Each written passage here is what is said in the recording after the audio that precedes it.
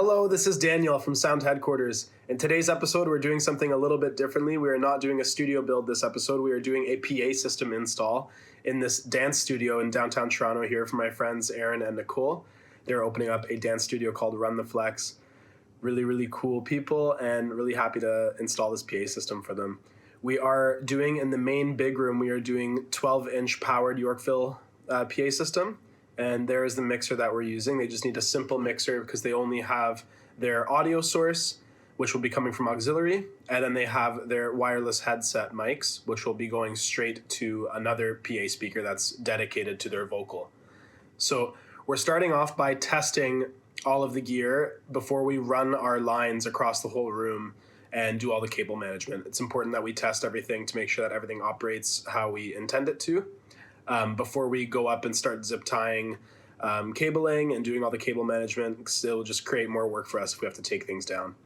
So we're just zeroing out all of the mixer controls and the volume controls on the back of the PA speakers and just installing these adapters so that we can run our XLR cables all the way across the room here to our other left speaker.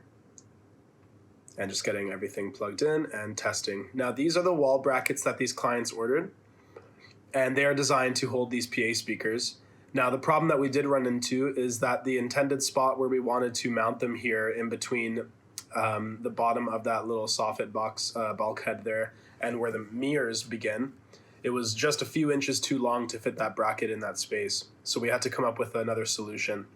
So our first problem-solving step here that we did was we decided to just get speaker stands to see how that would work in the room and see how the speakers would sound once they're at that height within the room. This is the other studio as well. And we are going to do the same thing in this room as well. We're going to just test the speaker system just to make sure everything is operating how it's intended to before we start running all the lines. So I'm just marking out there and running these XLRs through the HVAC system. So in the main studio, we were able to tap onto an existing conduit, and we were able to just zip tie all of the lines that had to run the length of the room to that existing conduit for nice cable management. And then in that Studio B, we were able to run them behind the straps of the HVAC.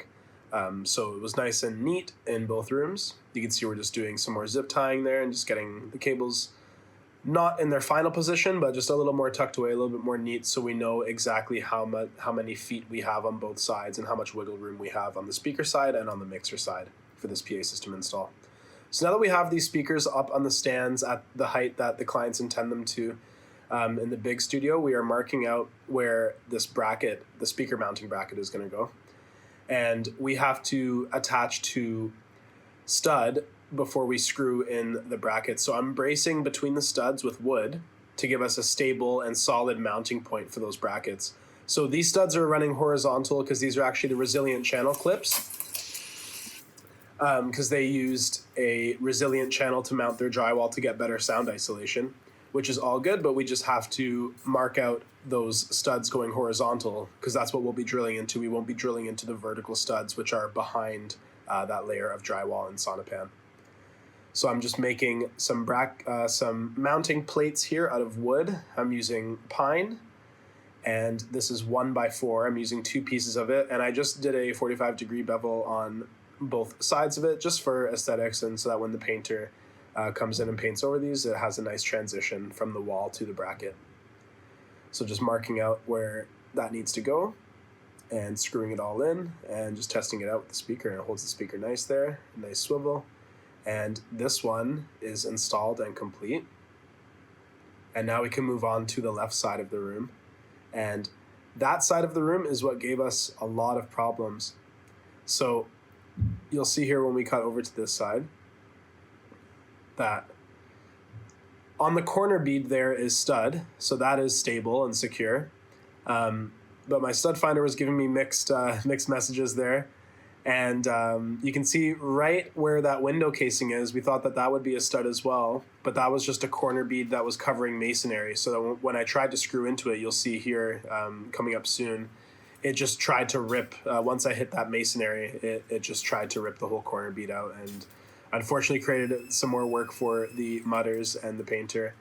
But this stuff comes up in commercial construction. The stuff always, there's always unforeseen events that comes up in these installs, and we just have to problem solve on the go.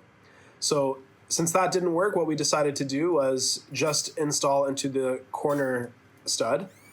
And to make this very secure, I'm using a 2x6 and putting plenty of screws into that corner stud and going way past the length vertically and below where the bracket is to make sure there's lots of area for that weight to get dispersed amongst that corner stud there. So you can see we got the bracket mounted over there, and now we are finding the stud of where we're going to mount their center channel speaker, which is handling all of their vocals coming from their wireless mic system. So just creating a bracket here that is going to hit 3 studs. These studs are going vertical on this wall, but they are 24 inches apart rather than 16 inches to match the bottom of the ceiling joists that they have in this commercial building. So this is a wide bracket, but I'm just marking out where those studs are and just nailing or screwing rather right into those studs. And once we're in stud, this is rock solid enough to hold the weight of these speakers. So we just got that installed. And now that all of the speakers are in their final positions, we are able to do the final cable management. So you can see I'm just using zip ties there, and I'm using just some simple cable clips that I'm screwing into the wall in the drywall areas just to manage those power cables and the final run of the cable from the wall to the speaker. And now we can begin the same process in Studio B, just running all of those cabling across the HVAC and then marking out for our studs here. And we ended up doing a 2x6 for this bracket for the center speaker and mounting that bracket vertically.